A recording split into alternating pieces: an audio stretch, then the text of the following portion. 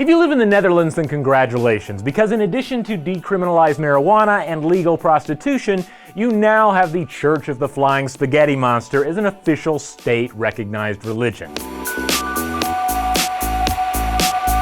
Also known as Pastafarianism, the Church of the Flying Spaghetti Monster, or FSM, originated in 2005 as a sort of protest religion. The Kansas State Board of Education had decided to allow intelligent design into the science curriculum as an evolution alternative. Then 25-year-old physics grad Bobby Henderson presented his religious vision for inclusion as well. Now, to be clear, no one was suggesting pasta gods and the ritual wearing of colanders was anything other than abject goofery. It was all about standing up for science education and taking a shot at creationists as well. But here's the thing, people kept having fun with Pastafarianism, both passively through the promotion of FSM iconography and aggressively. Some of the faithful tried to wear colanders in their state ID photos, while other adherents pushed for official religious status. What better way to poke a little fun and maybe a few eyeballs in the name of church-state separation, freedom of religion, and the right to believe in utter silliness or nothing at all without facing discrimination. In order to obtain its Dutch status, FSM representatives had to define a marriage ritual and prove that it was more than a fad. Having passed those tests, the parody religion now enjoys varying levels of formal recognition in a handful of countries. But here's where the topic gets even more interesting. At what point does Pastafarianism cross the line from mere parody to actual faith? And what truly constitutes a religion to begin with?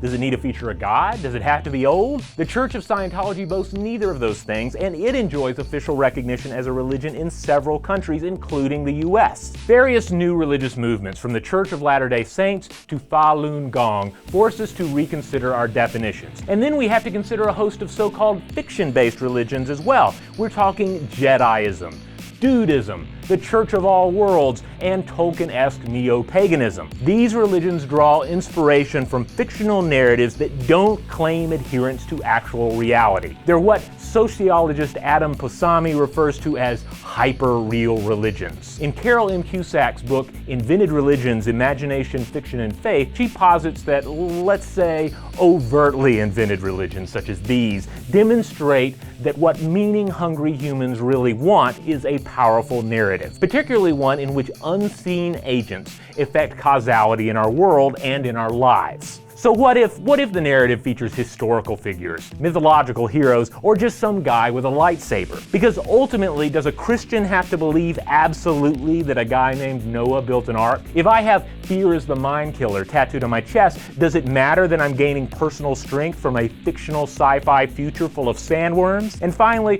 what if I find solace and hope for a rational society in the hyper-real message of a ridiculous noodle god? I'll tell you what, you tell me. And in the meantime, visit now.howstuffworks.com each and every day for more reality-warping contemplations of the infinite.